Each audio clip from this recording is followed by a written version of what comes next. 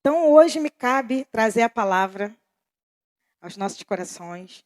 Eu queria que, por favor, vocês abrissem. Quem não me conhece, meu nome é Ana Cristina Pereira Fernandes.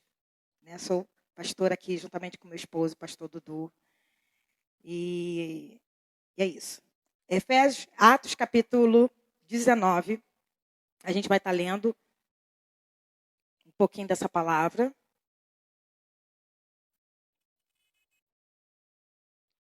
Atos capítulo 19, do primeiro versículo em diante. Se eu colocasse um tema hoje na palavra, seria restaurando o primeiro amor. Vou aproveitar um ganchinho de ontem, que a gente pregou numa igreja, e a palavra que o Senhor falou comigo lá ontem vai falar conosco também hoje aqui, eu creio. Atos capítulo 19, do primeiro versículo em diante, diz assim: Paulo em Éfeso.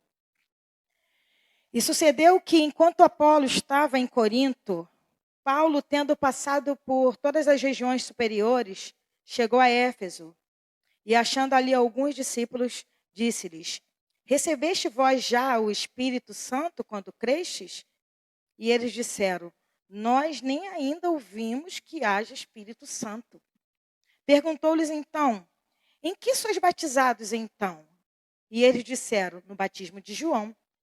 Mas Paulo disse: Certamente João batizou com o batismo de arrependimento, dizendo ao povo que cresce no que após ele havia de vir, isto é, em Jesus Cristo.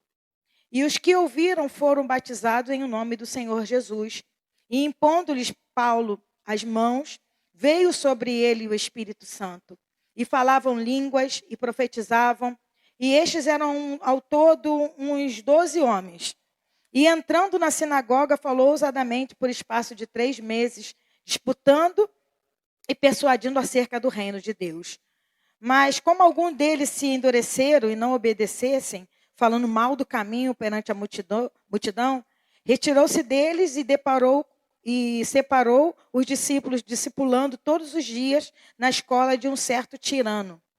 E durou isto por espaço de 2 anos, de tal maneira que todos que habitavam na Ásia ouviram a palavra do Senhor Jesus, assim como judeus, como gregos.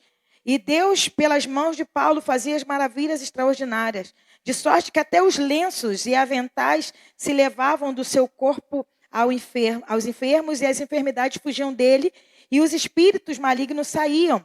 E alguns dos exorcistas judeus ambulantes tentavam invocar o nome do Senhor Jesus sobre os que tinham espírito maligno, dizendo: Esconjuro-vos por Jesus e a quem Paulo prega. E os que faziam isto eram 7 filhos de Seva, judeu, principal dos sacerdotes. Respondendo, porém, o espírito maligno disse: Conheço a Jesus e bem sei quem é Paulo, mas vós que sois? E saltando neles o homem que tinha o espírito maligno, e assenhorando-se deles, pôde mais do que eles, de tal maneira que nos feridos fugiram daquela casa. E foi isto notório a todos os que habitavam em Éfeso, tanto judeus como gregos, e caiu temor sobre todos eles, e o nome do Senhor Jesus era engrandecido. E muitos dos que tinham crido vinham confessando e publicando seus feitos. Também muitos dos que seguiam artes mágicas trouxeram seus livros e os queimavam na presença de todos. E feita a conta do seu preço, acharam que montava a 50.000 peças de prata. Assim a palavra do Senhor crescia poderosamente e prevalecia. Essa é a história da igreja que nasceu em Éfeso. Para a gente ter um pouquinho de entendimento do que era aquele lugar. Aquele lugar, Éfeso, era um lugar que tinha um grande templo, chamado Templo da Deusa Diana. Eu fiz essa pergunta ontem para fazer. Alguém já foi em Aparecida? Aqui? Já foi? Eu nunca fui. Né? Tenho amigos meus que passaram lá, cristãos inclusive, que passaram lá e ficaram assim, bem abismados pelo tamanho, não é? Muito grande. Muitas coisas que vendem, né? Pernas de gesso, braço de gesso. Pessoas que fazem peregrinação durante meses para chegar lá, para agradecer, para dar. Muitos utensílios são vendidos lá, água da Aparecida, não sei o que da Aparecida, não sei o que, mas um comércio muito grande. A igreja de Éfeso não era muito diferente disso. Imagina Deus te levar para um lugar, para você te levar para Aparecida, para estabelecer ali o reino de Deus, onde existe um comércio funcionando, onde existem muitas pessoas que vivem ao redor daquele lugar, que recebem para estarem ali, para vender seus utensílios de adoração. E foi exatamente assim que Deus levantou Paulo naquela cidade de Éfeso. Uma cidade poderosa. E a Bíblia conta aqui que eles nem tinham recebido ainda o Espírito Santo. E não eram muitas pessoas, engraçado, né? Eram 12. 12. Lembrei logo de Jesus, né? Que tinha 12 discípulos. E ali Paulo orou e o Senhor desceu com o Espírito Santo. Aqueles homens ficaram cheios do poder de Deus. E o nome do Senhor ia crescendo naquela cidade, ia crescendo, ia crescendo, ia crescendo. A ponto de algumas pessoas quererem pegar o nome de Jesus, por causa era filho de sacerdote, e falar, não, desconjuro. Em nome de Jesus é quem Paulo prega. E o demônio veio, sabe quem é quem. O demônio sabe quem é quem. E ali fez a vergonha, né? Fez eles passarem vergonha. Mas a conversão daquele lugar foi tão tremendo que muitas pessoas ali tinham livros de artes mágicas, feitiçaria. Mas eles se converteram de todo o coração. E pegaram todo aquele montante e fizeram uma fogueira grande ali, uma fogueira santa de verdade. Né? Uma fogueira santa queimando aquilo ali, dizendo que não queria mais fazer parte. E o valor era muito alto. Eles abriram mão daquele tudo por causa do Senhor. E o nome do Senhor era grande naquele lugar. Amém? Vamos lá? Agora, Apocalipse, capítulo 2. Vamos saber o que aconteceu com essa igreja, meu Deus do céu. Apocalipse, capítulo 2, a gente vai estar lendo do primeiro versículo. Se você quiser saber mais um pouquinho da igreja de Éfeso, é só você ler Efésios. Da obra, Paulo dando para eles a armadura, Paulo orientando acerca do casamento, acerca da submissão ao Senhor, falando da igreja. Palavra maravilhosa. Aquela igreja era uma igreja que tinha muita estrutura. Era uma igreja que tinha muita palavra. Era uma igreja que tinha muito posicionamento em Deus.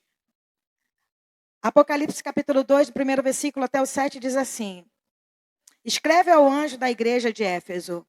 Isto diz aquele que tem na sua destra as 7 estrelas, que anda no meio dos 7 castiçais de ouro. Eu conheço as tuas obras e o teu trabalho e a tua paciência, e que não pode sofrer os maus, e puseste a prova os que dizem ser apóstolos e não são, e tu os achaste mentiroso, e sofrestes, e tem paciência, e trabalhaste pelo meu nome, e não te cansaste. Tenho, porém, contra ti que deixaste o teu primeiro amor. Lembra-te, pois, de onde caíste, e arrepende-te, e pratica as primeiras obras, quando não, brevemente a te virei, e tirarei do seu lugar o teu castiçal, se não te arrependeres. Tem, porém, isto, que odeia as obras dos nicolaítas, as quais eu também odeio. Quem tem ouvidos, ouça o que o Espírito diz à igreja. Ao que vencer, dar-lhe-ei a comer da árvore da vida que está no meio do paraíso de Deus. Agora eu faço uma pergunta para vocês. Fiquem bem à vontade, tá, igreja? A casa é casa, não é casa. Casa é casa, entendeu? Casa fica bem à vontade. O que aconteceu Atos 19, da igreja de Atos 19 para a igreja de Apocalipse 2? O que aconteceu de uma para outra? Alguém fala? Alguém? Hã? Deixou o primeiro amor. Mais o quê? Alguém? Quem dá mais? Quem, nego? Ficou ativa. Mas eu vou falar uma coisa que aconteceu. A igreja de Atos 19, para a igreja de Apocalipse, aconteceu algo chamado tempo. Eu li uma frase essa semana que eu achei engraçado. O tempo passa, mas às vezes amarrota. Não é verdade? O tempo passa para todos nós, mas às vezes o tempo amarrota. Aquela igreja poderosa, aquela igreja que abriu mão de tantas coisas por causa do Senhor, ouviu a palavra de Deus, aprendeu sobre guerra espiritual, aprendeu sobre como lidar com a esposa, o marido, aprendeu com tudo que Paulo teve tanto trabalho. 2 anos que Paulo ficou naquele lugar. Uma igreja que aprendeu direto com o apóstolo Paulo, gente. Apóstolo Paulo é o apóstolo Paulo, né? Um homem que Deus usou para a gente ter as nossas bases doutrinárias hoje na igreja. Deus usou Paulo. E sabe quem era o pastor da igreja de Éfeso? Chuta aí. Quem era? Quem dá mais? Apóstolo João. O apóstolo João foi um dos pastores da igreja de Éfeso. O João que escreveu o Apocalipse. Escreve ao anjo da igreja. Então não era um pastor também fraquinho. Mas o que aconteceu com essa igreja? E o que acontece com as nossas vidas o tempo todo? O tempo passa. A gente se acostuma. A gente faz as coisas por osmose. Por osmose. Hoje é dia de ir para a igreja. Vem eu para a igreja. Eu vou cantar. Eu abro a boca e canto. Eu vou abrir a Bíblia. Eu vou ler. Eu vou deitar. E assim, a gente vive uma vida meio sistemática, meio robotizada. E esquece que o espiritual não funciona dessa maneira. A nossa vida espiritual, ela não funciona assim. Eu posso até fazer isso no meu trabalho. Porque lá no meu trabalho é tudo a mesma coisa. É assim, eu chego lá, eu ligo. Mas espiritualmente falando, não é assim que funciona. Estar com Deus dá trabalho. Estar com Deus paga-se preço. Estar com Deus é negar a si mesmo, tomar a cruz todos os dias e seguir. Não tem como eu passar uma regrinha, uma receita de bolo e falar, você acrescenta, eu não sei fazer bolo não. Mas assim, coloca 2 xícaras de farinha, 3 ovos, é assim que faz bolo? 3 ovos e o fermento só no final, eu sei que você tem que botar tal, e vai lá, bota. Às vezes dá certo, às vezes sola, não é verdade? Mas espiritualmente falando, não existe uma receita espiritual. Aquilo que Deus me constrange, aquilo que Deus me pede, é diferente daquilo que Deus pede a Nick, é diferente daquilo que Deus pede a Malé, é diferente daquilo que Deus pede a Mateus. É Mateus o nome? Teu. Qual é o teu nome, filho? Vinícius. Não, mas eu conheço ele, é o Vinícius. Só estava pensando no Mateus, mas é Vinícius. Pertinho, né? É diferente, vocês estão entendendo? Aí a gente, às vezes, a gente gosta de algumas pessoas, eu também acompanho algumas pessoas, assisto pregações de algumas pessoas, e lá está assim, bom dia Espírito Santo. Aí ele acorda, né? Ele vai, ao invés dele tomar café, ele fica o dia inteiro lá, e falando em língua, e nananana, e ali ele, Benihim. Aí ele vai, e tal. Aí eu pego isso como receita de bolo e vou fazer a mesma coisa. Não funciona. Me frustro. Porque a intimidade do Benihim é dele, a minha intimidade é do pastor casada. Mas a minha intimidade de Dudu com Deus é diferente da minha intimidade. E engraçado que essa igreja era legal, bem maneira. Que fala aqui, conheça as tuas obras, o teu trabalho, a tua paciência, e que não pode sofrer os maus. Quer dizer, você tem uma boa obra, você trabalha bem, você tem paciência. Você, assim, por que a Bíblia, quando a Bíblia fala de paciência, longanimidade, ela fala daquela questão da perseverança. Quando você tem paciência e permanece. Fica ali. E vem as trombadas da vida e tu permanece. E vem as lutas e tu permanece. Vem as circunstâncias e tu permanece. É exatamente assim. E ele fala, a tua paciência. E que você não pode sofrer os maus. Quer dizer, você ainda confronta aqueles que se dizem ser e não são. Vocês são posicionados, vocês veem o que está errado e vocês falam que não está certo. Vocês são posicionados. Quer dizer, se a gente lesse até o versículo, até o 2, aqui, né, o 3, e sofreste, tal, você fala assim, pô, é a igreja que todo pastor queria ter, não é verdade? O senhor é pastor? Não, tem cara de pastor. Amém? E tem toda igreja que o pastor quer ter, que o líder quer ter, não é verdade? Uma igreja que trabalha, uma igreja que tem paciência, uma igreja que se confronta, uma igreja que quer acertar, uma igreja que se posiciona. Mas não é só isso. Não é só isso que o Senhor pede de cada um de nós. Deus, Ele sempre vai querer mais. Pastora, mas eu já li a Bíblia toda em 1 ano. Deus vai querer mais. Pastora, mas eu já oro tanto. Deus sempre vai querer mais. Sabe por que Deus vai querer sempre mais? Não pensa que é por causa dele. Ele não depende de mim, de você. Agora, nesse instante, lá no céu existem anjos, arcanjos, querubins, serafins, 24 anciãos, 4 seres viventes, dizendo, santo, santo, santo é o Senhor. Toda a terra está cheia da tua glória, estão lá adorando. Então, Deus não precisa que eu pegue o meu violão e cante e adore a Ele. Eu preciso, porque eu nasci para isso. Você nasceu para isso. Você nasceu para ser um adorador. Você nasceu para ser um filho chamado segundo o coração de Deus. Deus não está lá no céu assim, ansioso. Ai, estou tão ansioso. Deus ansioso, imagina. Ai, estou aqui ansioso porque meu filho... Ele está na eternidade, gente. Ele está na eternidade. Quando ele olha para mim, para você, ele já vê, como o pastor fala, né? De Gênesis e Apocalipse, ele já vê o meu começo, o meu fim, ele é alfa e ômega. Mas eu preciso dele. Eu preciso me render a ele. E eu preciso entender que ele estando na eternidade, eu não estou, e por eu não estar, eu preciso lutar. Eu vou precisar lutar. Porque o ativismo vai dizer muita coisa. O ativismo, quem olhar, fala assim, que igreja operosa. Uma igreja que faz ação social, uma igreja que visita os mendigos, uma igreja que dá sopa para os moradores de rua, uma igreja que... Quem olha assim fala, 10. Mas você sabe que Deus não é assim, né? A palavra de Deus fala que ele olha o interior, ele olha o coração. Ele não olha a aparência. A gente entende que a boca vai falar daquilo que está cheio o coração. Mas eu conheço tanta gente mascarada que fala tanta coisa que não é, que consegue enganar tão bonitinho, que quem olha fala assim, nossa, que bacana, mas muito longe de Deus. E o que o Senhor até falou para aquela igreja? Sabe o que eu tenho, porém, contra ti? É que você deixou o teu primeiro amor. Sabe o que é deixar o primeiro amor, igreja? É quando a gente faz por fazer. É quando a gente não entende o propósito pelo qual o Senhor me chamou e te chamou. Eu tenho que fazer mesmo? Não tem quando a gente fala para o filho, lava a louça. As crianças lá de casa são legais. Né? Lava a louça, faz isso. Vocês fazem. Mas eu tenho hora que eu acho que eles não fazem porque eles gostam de fazer, não. Fazem porque tem que fazer. Porque a gente, né? Mas não é tão gostoso quando a gente entende o nosso papel dentro da nossa casa e a gente faz aquilo ali por amor? Quando a gente entende o nosso papel dentro da sociedade, a gente faz aquilo ali por amor. Mas não é por amor às pessoas. Primeiro é o amor a Deus. A primeira coisa que vai pautar a minha vida e a tua vida não é o amor pelo próximo. Pasmem.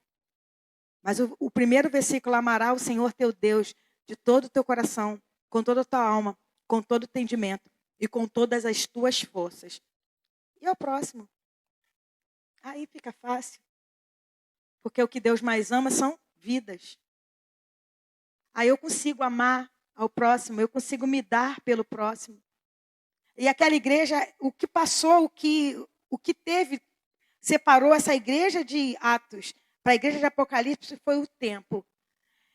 Eu sei que existem pessoas que são novas convertidas. E é tão gostoso lidar com o novo convertido.